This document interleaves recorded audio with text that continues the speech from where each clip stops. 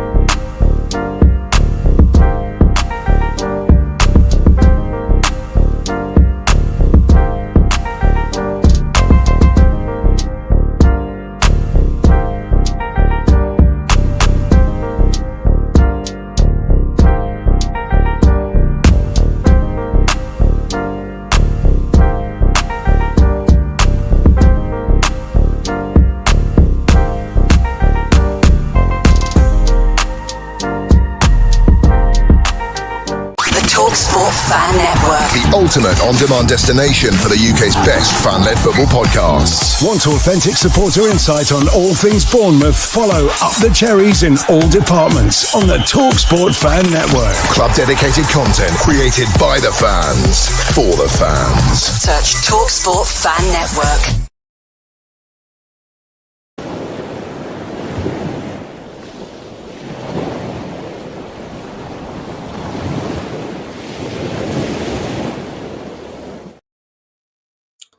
Well, good morning, everybody, and welcome to Cherry AM. Well, good morning, good evening, good afternoon, wherever you are watching in the world. And of course, it's Friday, it's myself, and that can only mean one thing, that I'm joined with my friend, Paul from Oz. Paul, let's have your weather update, as we normally do. Yeah, look, pretty miserable here, mate. It's about 12. It's been spitting with rain all day, overcast. Pretty horrible. A complete contrast from yesterday. The day we had yesterday was absolutely beautiful. Probably 24, 25, one of those days, not a cloud in the sky, but no, it's been raining today. Pretty horrible, mate. But I hear you've had some cold weather as well, Matty, haven't you? Yeah, been out with the dog the last couple of mornings. There's been a nice frost. And yeah, it's beautiful. There's not a sky in the cloud, a cloud in the sky, should I say, this morning, which is nice. So yeah, good. I don't mind the cold weather myself. Maybe others watching in the chat might not like it, but I prefer this kind of weather to the rain myself. And you can get out and keep. There's no chance of the game being postponed or anything, Matt, with what's going on there with the snow and stuff. No, not with under-soil heating, Paul. Oh right, and down south too. Yeah, like on the video. Yeah. You know, under-soil heating in the Premier League now. I don't think they ever, cancel games for, frozen pitches. Not like the old days when you used to have a pitch inspection, see how hard the pitch was or how much snow was on it. But yeah, those times have changed, didn't they? But you see some of those pictures from the old days too, with the fans in Saturday morning with the shovels, shoveling the snow off the pitch. Remember? Yeah. I don't remember seeing it myself, but I do remember reading about it and that, and fans. Oh no, actually, no, I do remember late 90s. I think there was fans that volunteered, went down to Dean Court and shoveled the snow off the pitch and stuff, to try and get the game to go ahead. So it's something that I do actually remember. Actually, now that you've brought that up, but today is mine and Paul's final show on Cherry AM. There will be a little announcement at the end of the show, so do stay tuned to find out about a future project that myself and Paul will be doing. But yeah, we've got a few things that we're going to discuss this morning. And first of all, we're going to be discussing. Where's my notes? I've lost my notes. The West Ham game, Matty. Yeah, I know. Yeah, that's right. Yeah, so we're going to discuss the West Ham game. Yeah, that's it. Paul's going to give his thoughts on it. Don't forget the Dean Court social is out now. So for my thoughts and views on the game, that's now out on the channel. As well as, just while we're talking about what's out currently, don't forget the interview with Jeff Mostyn is now out on YouTube, Spotify, all the other platforms that the stuff goes on. So yeah, do check them out. But yeah, so we're going to talk about West Ham briefly. We've also got the Football Content Awards, which happened last night. So obviously we were nominated for that. Unfortunately, we didn't win or come in a position, but a couple of podcasts did that we've worked with or will work with in the future. So we will touch on that. There's been some fixture changes. We touch on those, 2 in January. And then Paul's going to talk a little bit about alleged spending, which is a topic that Paul's done some research on. And then, believe it or not, we're going to talk about shin pads again. If you've watched regularly, I think myself and Paul had a conversation about shin pads recently, about how small they were. I don't know whether we did it on the show or whether we did it privately. I can't remember. No, we did it on here. We did it on here, right? Yeah, we did. Okay. Yeah. Yeah, so we're going to talk about that as well, which is quite an interesting topic that Paul has picked up from BBC Sport. So, but that's what we've got coming up, guys. So let's jump into the chat first, as we always do, shall we, Paul? And let's see who's in with us today. So far, there's 15 watching. At the moment, we've got a total of 7 likes, guys. 7 likes. So if everyone watching can give us a like, that'd be much appreciated. Myself and Paul will greatly appreciate the like. Right, let's dive straight in, shall we, Paul? Let's see who's in. I'm sure there's some familiar faces for our last show today. And first one up is David DaCosta. Morning, Matt. Evening, Paul. 19 degrees and cloud and sunshine. Lovely. 19 degrees. Nice and warm. He's going to see ACDC soon, isn't he? So on Tuesday. Lucky David. I hope you enjoy that. Malcolm, good morning, Matt and Paul from Oz and everyone in the chat. -2 degrees here. Wow, lovely. That's similar weather to what we've got. I think it's a bit warmer here, to be fair. I think it is above 0 now, to be fair. But yeah, it's definitely got into the minuses, obviously, overnight. But long may this nice weather continue anyway, because it's better than the rain. It wouldn't be a Cherry AM without Chris Hubble in the chat. Good morning, Chris. Morning, Matt and Paul. Hope you're well. And now the family connections have started, Paul. First one in this week is Julie. Good morning, Julie. Hope you and Vanessa are both well. And family well as well. And Dan Shaw. Morning, Paul and Matt. It's freezing. Yeah, it certainly is, Dan. It is cold. You've got to wrap up today, mate. Definitely got to wrap up today.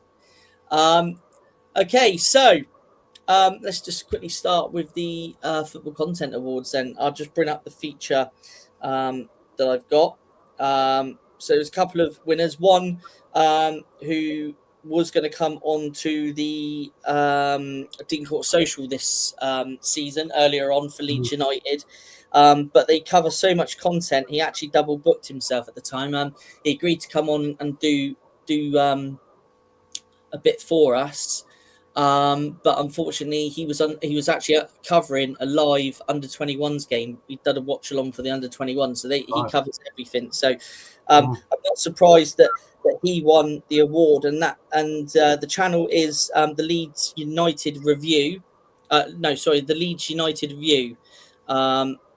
So that's a really well-deserved win for them. So well done to them. They won the best club content creator for the Premier League. Coming up second, another channel that we know of is the Toon Review. They got the Silver Award. So, big well done to them. And in third place was City Extra. I don't think we've worked with them before, but congratulations to them for winning the Bronze Award. So, we were nominated, which we were really proud of. It was really nice to be nominated. So thank you to everybody that did nominate us. Thank you to all those that voted for us as well.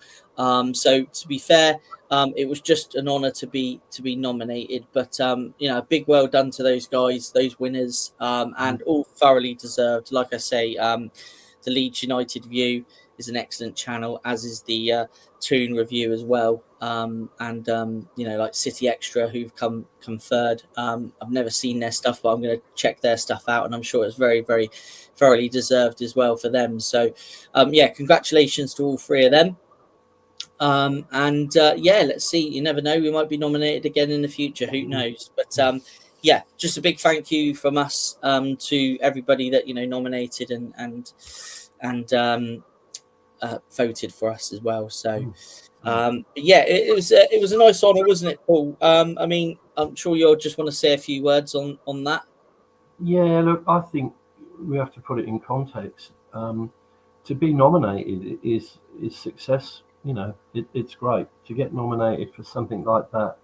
It's an honour to be nominated. We weren't left high and dry like a lot of others would have been. And who knows? Maybe next year. But as you said, Matt, it's a great thing, and thanks to everybody's watching who nominated the channel. It's good. It's always good to be part of something like that, which is great. I think that probably leads us nicely into West Ham, Matt, if you write on that situation there. We can do. We're going to talk about some of the fixture changes, but we can slot that in. No. You go. No, you're fine. No, we can bring that in anytime. You go first. All right. I'm sorry. Yeah, I just thought you were pausing there, waiting for me. Yeah, no. That's okay.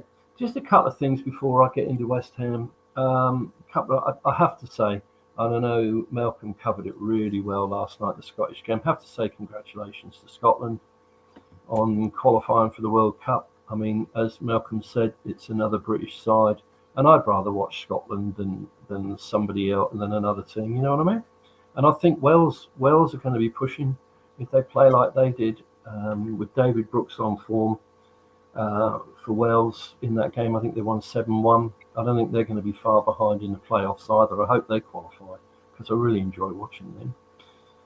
Another little thing of interest, if anybody's thinking about it, the Burnley game, Bournemouth-Burnley on December the 20th, which is a Saturday. I got offered a ticket today for that game. So those tickets are on sale. I'm thinking of our overseas people. There are tickets on sale for that game. And so I was quite taken aback when I got the email from the club saying, did I want to buy a ticket for that game, which is great. I won't be there, but look, I think the thing is, we all know about West Ham. I'll start off with my lineup's going to be different from anybody else's, but this is probably what I'd do. There's a few that pick themselves, as we know. I think Petrovic will obviously be in goal. Truffaut at left back. And I believe he'll bring in Diakite, because we're letting so many goals in. I mean, we have to do something there. I think there's going to be a change there. Obviously with Marcus Senesi. And this is just my choice, but I would personally start Lewis Cook at right back, because when he came on in the Villa game, things did seem to settle down at the back. And I'm sure that the guys would have noticed that. But, I think, obviously, we'd all love to see Smithy. I don't know whether it's too early, whether he'd be, unavailable or what for heading the ball, because I think he got nasty gashes, didn't he, on his the head. So about. I'm not sure, it's been, 10 days or something, but I'm not sure about Smithy. If again, all of this revolves around the injuries that I won't bore everybody with, that we know. There's a lot of players that come back from international duty injured, but if they're fit, you've got to play Adams and Scott in the middle. I'd put Tavernier in front of those two in the number 10 position, and this is where I'd go, and I can't see why not. I'd be putting Brooksy up front on the left and Krupi on the right and Nevin Nielsen in the middle, and just start full pelt, go for it. I mean, I know Brooksy's been playing in the Welsh internationals, but he's a young lad. He's back to full fitness. I'd be starting Brooksy, but we'll see. As I say, a lot of it is going to come down to who's fit and who isn't. We might have a nice surprise, and we might have one of the people that are supposedly injured turn up and play. The bookies are going for a score draw maximum. They're all saying score draw. Personally, myself, I think Malcolm pulled that one out of the bag the other night on Cherry AM. I'm going along with Malcolm. I think we're going to do them 2-0. But Yeah. if I was that good at predicting stuff, I'd be a rich man, wouldn't I? But we can only say what we think. I think they'll do it. I think they'll make hard work of it. But if we get a fast start like we do, I think we'll be good.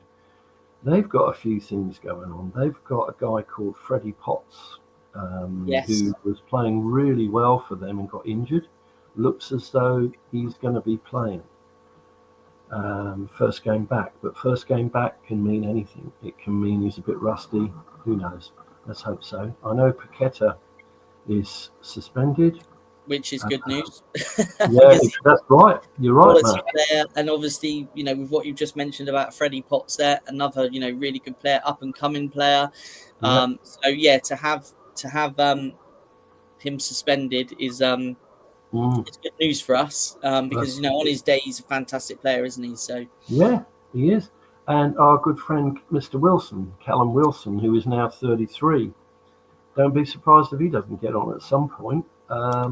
He's had, we know what Callum can do.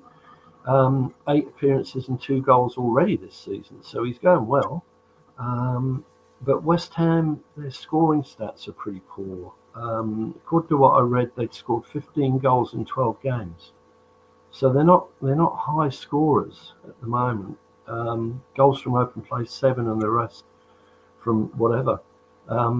But again, one of their top players who's been starring for Czechoslovakia this week, I believe, is Thomas Susek. Oh yeah, and he's the one that's going to come in.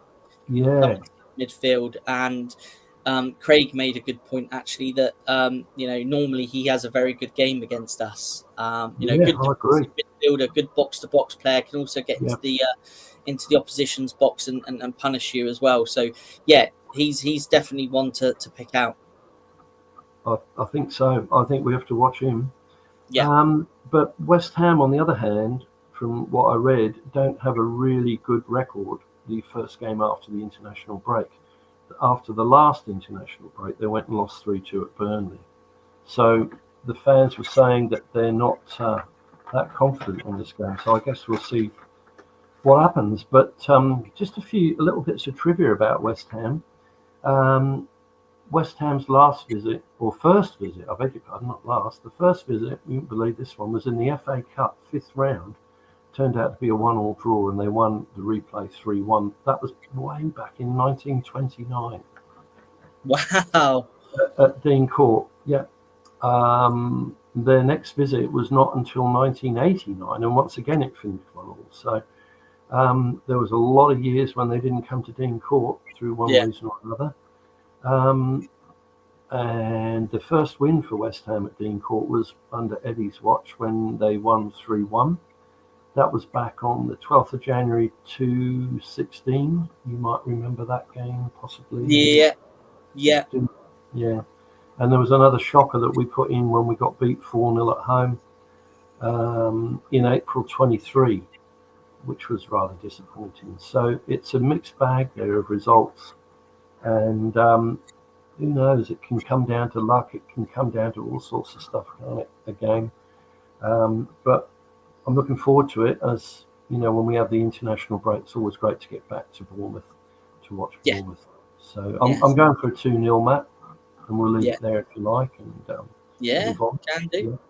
Yeah, can do. Yeah, I mean, it's it's like you say, it's great to get back to regular football. Well done to England as well for qualifying. With a 100% win record and no goals conceded, which no matter which group you're drawn in, that's still a very impressive stat, isn't it? So well done to England, and obviously well done to Scotland, and good luck to Wales, Northern Ireland and Republic of Ireland in the playoffs. I see there's a few tough ties there. It's is it Northern Ireland or Republic of Ireland that have got Italy?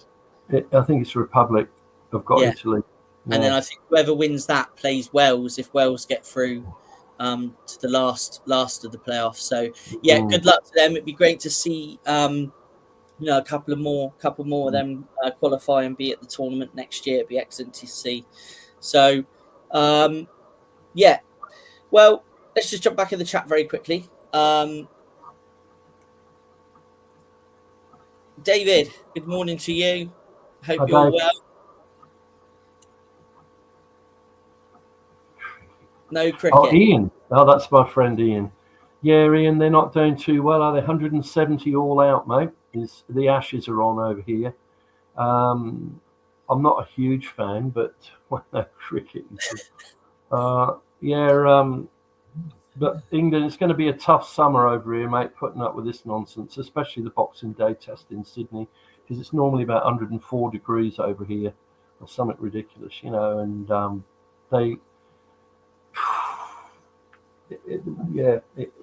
there's a lot of rib tickling.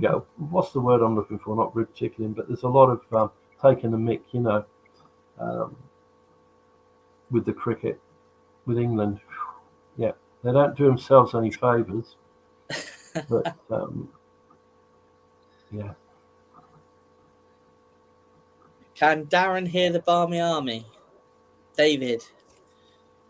Dave was talking to me about how how excitable they were, the Scottish, and what great support they give their team. They do, don't they? They put England to shame in the supporting bracket. They really go for it. Big congratulations to them. I love it that they've qualified. I think it's brilliant. Yeah, really like it. Yeah, it was a really exciting. Look at this. Look at this. Australia now 4 for 48. Yeah. Wow. Well, I'll tell you what, it's great to have some live cricket scores as well. It is. Keep going, Ian. Keep going. Yeah. But yeah, just with West Ham, I mean, my earliest memory of us playing West Ham was in 1999 at Upton Park in the Worthington Cup, the League Cup. Yeah. That's my earliest memory anyway. I think apart from friendlies. But West Ham, it's going to be a test on Saturday afternoon, but it's a test that I feel pretty confident with. But, fingers crossed we can get another 3 points on the board. That would be excellent, wouldn't it? Just before we move on to Paul's next little feature, so 2 fixtures have changed, just in case anybody isn't aware. I'm sure everybody's aware anyway. We were originally set to travel to Brighton and Hove Albion on the 17th of January, which was a Saturday. And that fixture has now been rescheduled to Monday, the 19th of January at 8 p.m. And that will be shown live, obviously, on Sky. The Cherries home game with Liverpool, that is now on the same day, the 24th of January, which is a Saturday, but has now changed to a 5:30 kickoff, again for television broadcast. Malcolm, has just confirmed Northern Ireland play Italy, Ireland away to Czech Republic, and Wales. And I think one of them, is it either the winner of Italy and Northern Ireland play Wales or Bosnia? Thanks, Malcolm. It gets complicated, doesn't it? Gets complicated. Gets complicated about now. That's why it's just as easy for us just to qualify and be done with it. We haven't got to go through any of the playoff stuff. So, thanks for that, Malcolm. Paul, something you've researched and looked into and done some reading up on, and just want to have a little chat about that, don't you? So if I hand over to you, let us listen to what you've got to say. Yeah. Well, it's to do with spending money in the Premier League, and it was an idea that my friend Dave DeCosta, put in my head to look at, and we were looking at. It seems to be that the more money a club spends, the more chance they've got of winning the title. That statistically is proven over the last 20 years of Premier League winners. I bet you can't tell me who's won the most. I think we all know it is. It's Manchester City. Yeah, they've won it 8 times in 20 years. Manchester United 5 times in 20 years. That's the 2 Manchester clubs have won 13 titles. Chelsea 4 times in 20 years. Liverpool twice, and would you believe Leicester once? When we go back a month, I mean, there was different websites and different people shouting and jumping around. Oh, Bournemouth, could they do a Leicester? You know, and the reality is, I hate to say it, but it's going to be a complete fluke or a complete freak of the Premier League. When you even go back to the last 10 years, and the money spent by these clubs. I mean, we're talking about Manchester City. It just blows you away. Manchester City in the last 10 years have spent £1.53 billion. 1.53 billion pounds, and since Guardiola's been there, he's spent 1.38 of it. So he's had his hand in his pocket, hasn't he? That guy. Yeah. For his success. You got Man United, 1.5 billion pounds. This is just massive figures. Liverpool, 1.27 billion pounds. I would have thought they might have spent a bit more, and we're moving on now to the biggest spenders in the Premier League is Chelsea, 2.78 billion pounds. They're the top spenders. And this is something else I found out. They don't even have a shirt sponsor this year. And the reason, they don't have a name on their shirt, Chelsea. And the reason is because they've turned down offers because they didn't think there was enough money to put a name on their shirt. So they've gone without a sponsor this season. Isn't that incredible? The money that's been offered, they've not accepted. They've said it's not enough money to put your name on our shirt for the season. Wow. So yeah, I hadn't noticed that they didn't have a sponsor on their shirt. Well, I think last season they started without a sponsor, and then I think halfway through the season, their shirt started being sponsored.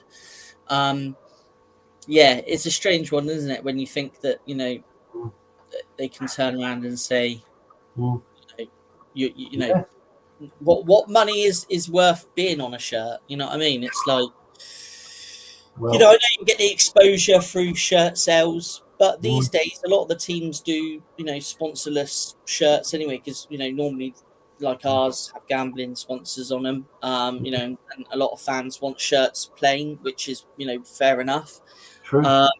So, you know, it's not, you know, like they're on every single shirt that's sold, but you know, you get a lot of exposure on TV companies, you know, with games being televised and that, and so you know, what makes you wonder what kind of money are they expecting to sponsor their shirt?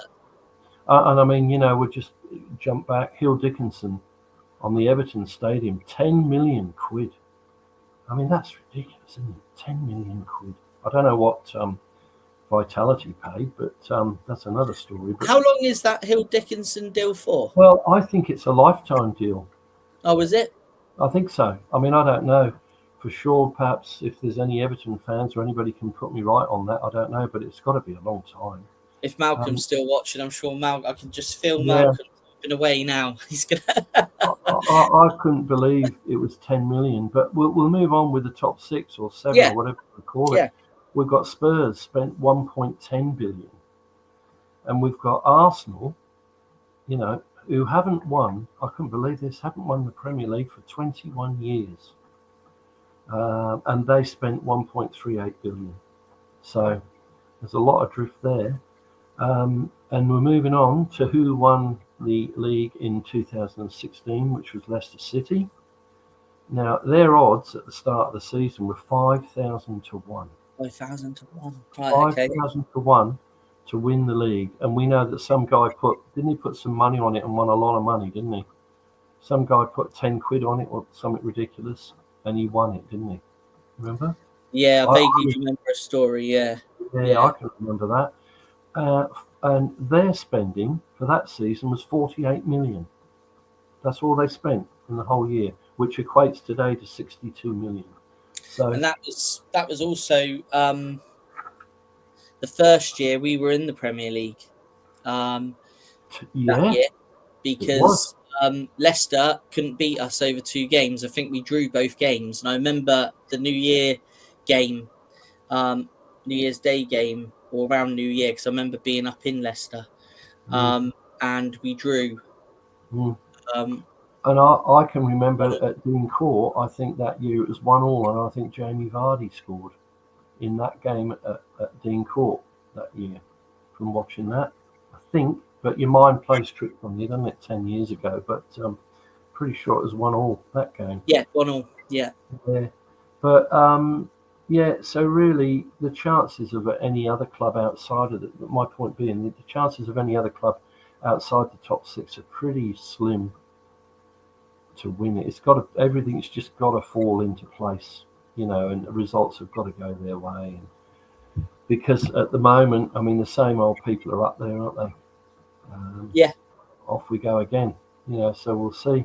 But that was just something interesting that I looked at through the week. And thanks to Dave, as I say, Dave DeCosta, for that idea, which was interesting to look at. Puts everything in perspective. Yeah, thank you, David, as always, for your suggestions and for watching every week and every show, actually. David's always it. Thank you for that. Talking to David, looking forward to spending the week with Paul in Sydney. Don't forget to pick me up. At the airport, he means. Yeah. And talking about the season we were just talking about, Spurs were neck and neck with Leicester and ended up third. Didn't they lose a game against Chelsea, Spurs, which then gave Leicester the title, I think? Yeah, David would know. I'm sure he will. I'm sure he will. I'm sure he's crying into his coffee as we speak. Arsenal will win it this time. I think, to be honest with you, if they don't, when are they going to win it? I think City are enjoying being the side that are playing catch up at the minute. Liverpool haven't been, really on form to what they should be. So really, if Arsenal don't win it this year, when will Arsenal win it? That is the question. If you don't mind, BJA8 on the front of the shirts, all of the AFC Bournemouth kits for this season are reduced to £33 on Sports Direct's website. Yeah, they have been for quite a few weeks now. Wow. I think they've sold out completely of the kids ones. I think the kids ones was £25 a shirt. Mine were 50 6 weeks ago, Matt. They were 50. Yeah, obviously the kids ones on there were plain, obviously, but the adult ones that have the BJA8, they're available at £33. And unfortunately, as you all know, my big shirt collection, I've not been allowed to add to it so far, so I've got to wait until my birthday. So unfortunately, I wasn't able to take advantage of the £33 offer. But and there's a training jacket on there as well. There's a couple of other bits and pieces on there as well. Is that on the AFCB website? Is it, Matt? No, Sports Direct. Sports Direct website. Are they a private company? Yes. Yeah. Right. Yeah. They're nothing to do with Bournemouth. Then they're just a private company. No. Yeah, they're the biggest sports retailer in the UK. Yeah. I didn't know. I used to work for them as well. Did you? Yeah, I was an assistant manager for them for quite a few years, but many years ago now. Wow. For plain ones, you can't get them apart from at Dean Court, which that's correct. Right. So if you want to try and find a bargain, that's if there's any left. I know the shops had them as well, because a few friends that I know that still work there said to me, have you seen that we've got Bournemouth shirts in? And like, yeah, sorry, I can't buy any at the minute. I've been told I'm not allowed to buy any. But so thank you to everyone in the chat so far. Our last little feature then, Paul, is about shin pads. Yeah. And there's been an interesting story that you picked up on from the BBC. I'll bring part of the article up now on screen. So that's the article by Steve Sutcliffe, which was published on the 19th, so just on Wednesday of this week, about Ilfracombe Town, which is a lovely place. I don't know if anybody in the chat has been there, but it's a beautiful place. I've been there a few years ago. There's a bit of a injury here that I think we briefly spoke about how short the shin pads are, how tiny they are these days, and how do they protect your legs. But Paul, I'll pass over to you. Yeah, I was looking looking on the website through the week, and I saw this, and I thought we'd actually spoken about this. For those of you that watch Cherry AM, there you go. It's a long-term deal. 10 million, 10 million per year. Oh, per year? Wow. Oh, where do they get that money from? See, I told you you'd be in the background finding out. Well done, Malcolm. Cheers for that, Malcolm. Sorry, back to you, Paul. Sorry. Yeah, no, that was very interesting. Very interesting. I thought that would be that much money. I thought that would be a lifetime agreement or something. But getting back to this, for those of you that watch Cherry AM regularly, you might remember that we talked about this shin pad situation. And I've looked at the size of these shin pads, and if you hold your hand out, they're like the length 3/4 of your hand. They're that small. And I know that one of our players, Alex Scott, wears them. You'll see him on Saturday with his socks down and those shin pads there. And you look at him, and the other one, of course, is Jack Grealish. He's another one who wears them like that. And this guy, I don't know, I guess he was copying him, but he got a double fracture, a double break in his leg. And then because of that injury, I mean, that's a life, it can be a life-changing injury. That is certainly a career-ending injury. And my point being is, if this had happened to a high-profile player in the Premier League, such as Jack Grealish or whatever, this would have been all over the papers. What's going on with these shin pads? These are dangerous. I mean, some of the tackles that they go into, and Jack Grealish is the sort of player that, I won't say he buys a foul, but he knows what he's doing. He'll hang on to that ball on the wing, and he'll hang on to it a little bit too long, and he invites the challenge to come onto him, and he goes down straight away in a position where he wants to get to on the edge of the box. You know, I hope to goodness nothing happens to him, because that, to me, is a really dangerous situation to be in. But Ilfracombe have banned them at all levels for their players. And also the FA have said, that's Football Association, have said that the use of, they're calling them mini pads, has the brilliant statement, has the potential to increase injury. Oh, surprise, surprise. And if he'd have had more coverage and bigger shin pads, the injury could have been less, they said. I mean, that's a pretty obvious thing to say, isn't it? But it always takes something to happen for things to get banned like that, doesn't it? As I say, Ilfracombe Town have said they've banned it across all areas. Players' welfare is at stake. A lot of clubs have also said that they've banned them after this Ilfracombe incident on Saturday night, it was quoted as saying. But as I say, my thoughts go to that guy. I mean, he looked really happy sitting up in bed. If anybody wants to look at it properly, it's on the BBC website. But it's a really nasty injury there. But as I say, Jack Grealish was quoted as saying that he feels that he plays better in this type of shin pad, and he wears, wait for this one, apparently he wears a kid's size 7 or 8 shin pad. So they'd be that small, which is, I mean, if somebody, we see it every other week in the Premier League, somebody goes over the top. It's great with those metal studs. I mean, goodness me, you're asking for trouble, aren't you?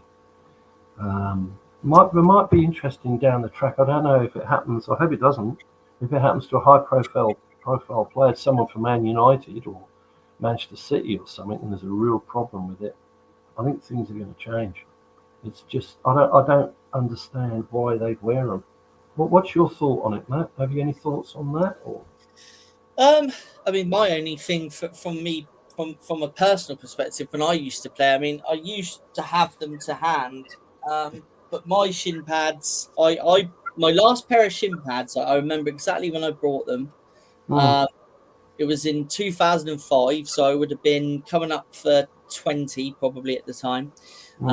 And my old shin pads were worn out, and I bought this pair of Nike shin pads, total 90, and they literally covered from just below the knee down to the bottom of the shin, and then they also had the ankle protectors on them. And that pair of shin pads stayed with me from 2005. I've still got them now until I finished playing football about 18 months ago. Yeah. And do you know, you just triggered something in me then, Matt. Sorry to interrupt you, but Paul Sant actually put a comment on here about shin pads, saying that he always wore the ones with the ankle protection, like Yeah.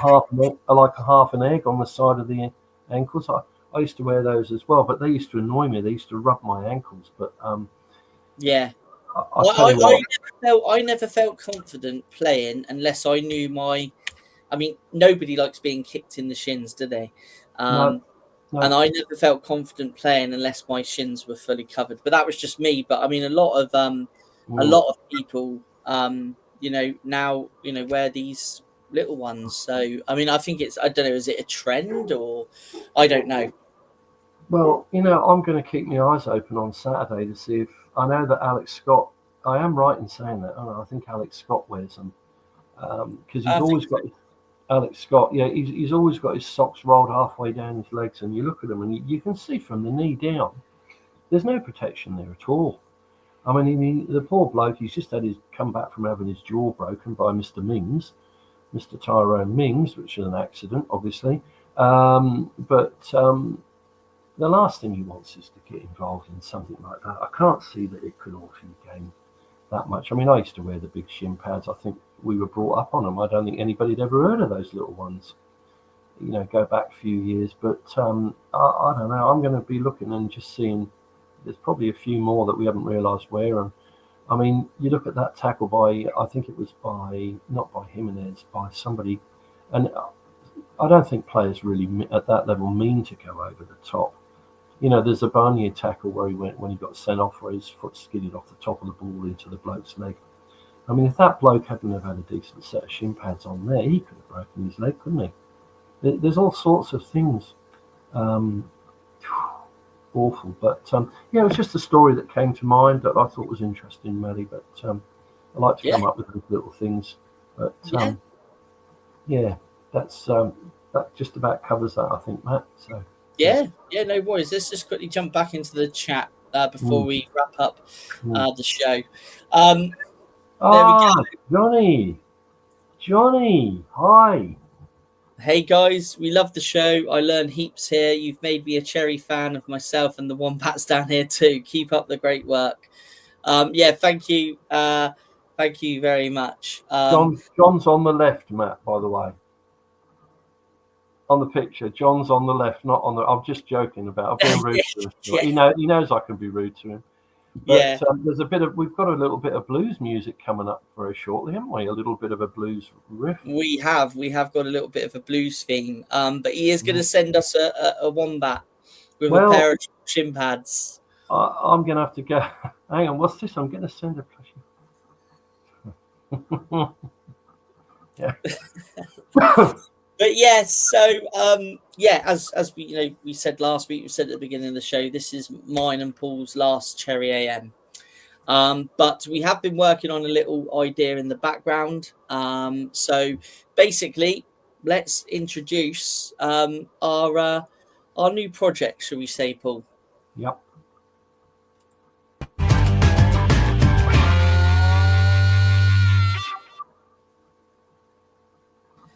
Hello, everybody, and welcome to On the Sidelines, which is our new show, which will be coming to the channel in late January 2026. And this new show will always cover AFC Bournemouth, as obviously we are an AFC Bournemouth fan channel, but it will also cover the Premier League as a whole. So each week we will look at the up-and-coming fixtures, we will look at results, other stories that are coming out of the Premier League and across the whole of English football and the footballing world, as well as including parts from the A-League as well in Australia, because obviously we have my Australian co-host here, Paul from Oz.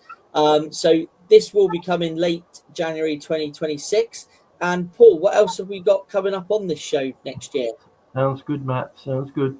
Special guests from time to time. And we're going to have a music section, something completely different at the end of the show with different artists talked about. Some are going to be live, some are going to be pre-recorded. And if anybody'd like to get involved, you can contact us through the email address, which you will see on your screen right now. And we're both ready to kick off. late January. Yeah, late January. We're both very looking forward to it.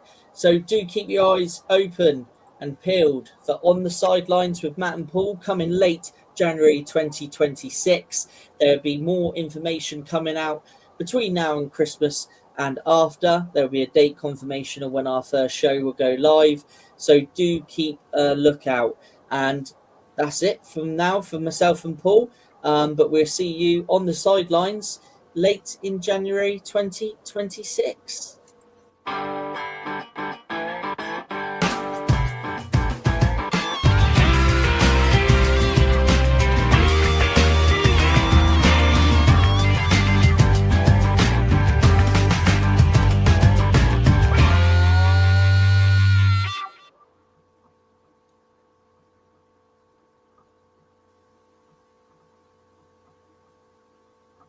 So there we have it.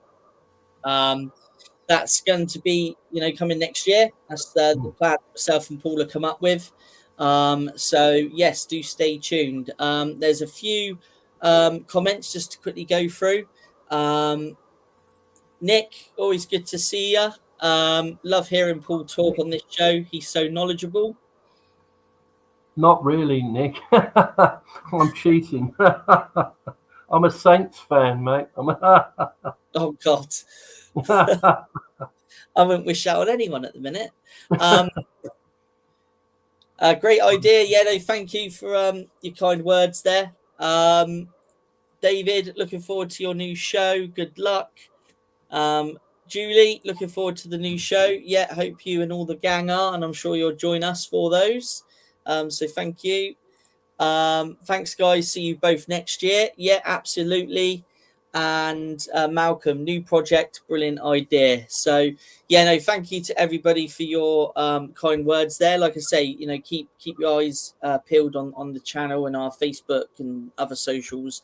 And as soon as we confirm the date, we will let everybody know. And like I say, if anybody wants to get involved, please do. Everyone's welcome to. Like I say, it's going to be more of a general show. We will obviously cover Bournemouth, but obviously we will look at other headlines and key fixtures and up and coming games, and it's going to be a bit more of a variety of a show. So I think it will appeal to more than just Bournemouth fans. So we hope everybody will join us. But just a quick comment there. Thanks for the shows. You've done an amazing job. Looking forward to the next season from the sidelines up the Cherries. Yeah, thank you, Vanessa. I'm sure you'll join us as well. And Malcolm, Fridays will never be the same again. No, they won't.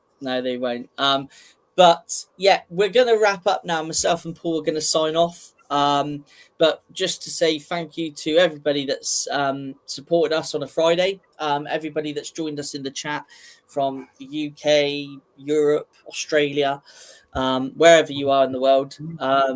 We've had them America, haven't we? America, yeah, we've had people from America. Myself and Paul, really do appreciate it.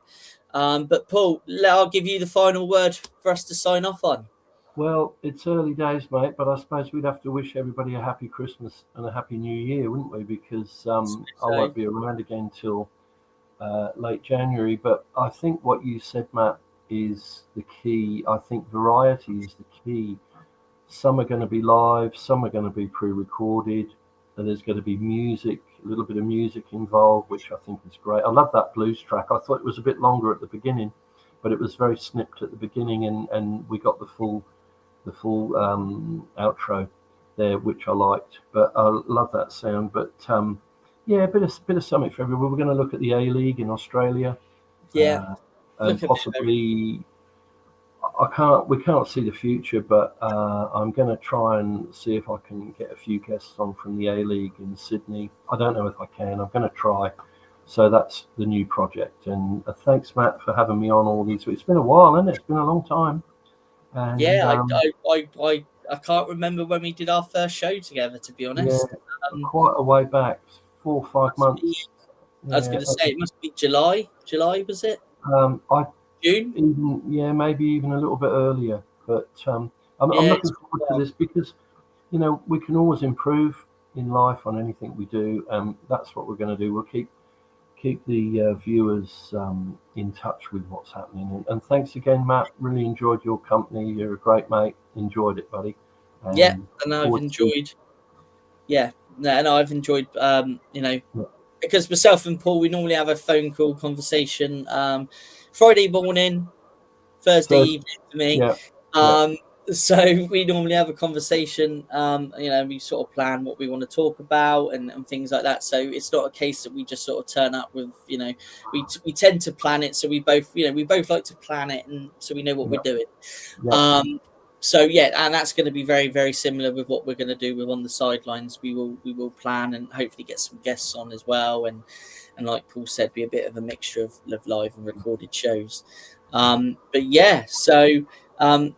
Hope everybody can join us for those. They will normally go out on a Saturday morning.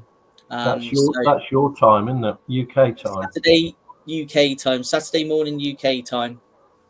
If they're live, if they're pre-recorded, then times may vary depending on what the content is. So we're really looking forward to it. And Cherry AM isn't going anywhere. So this isn't the last Cherry AM. Let's just make sure everyone knows that.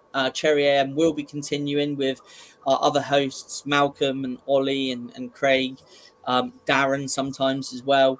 Do stay tuned for that. Talking of Mr. Darren, he is doing a live watch along again for the West Ham game. And this time he'll be joined by Ollie. Yeah. So it's another Mad Cherries watch along show with Dazza and Ollie, and that will start at 2:45 p.m. UK time, where they will go over the team lineups and some pre-match reaction, and then they will bring you the whole 90 minutes. So if you're not at the game tomorrow, fortunately I won't be able to tune in. I might pop in on my phone if I've got signal at the ground and say hello, but do tune into that, guys, if you can. And obviously Jeff Boston interview that's out. Dean Court Social's out at the minute. Lots of stuff coming out. I suppose that's really it, Paul, isn't it? Apart from, we are going to try and do a cherry picking Christmas special. And we're going to try and do it at a time when we can get everybody involved. So, hopefully we can do it at a time when we can get Darren, Paul, and all the gang together for a Christmas special in December. So stay tuned for that. Hopefully we can get everybody together then. But that's it, guys. Thank you for everyone's support, and up the cherries. Up the cherries. Thanks. Bye, guys.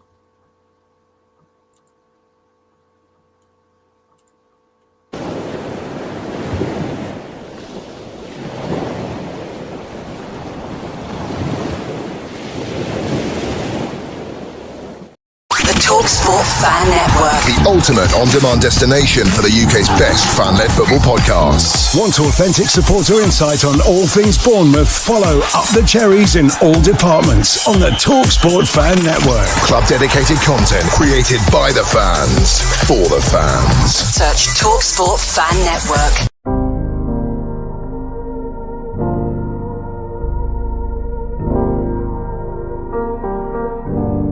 I should be like you, Mel.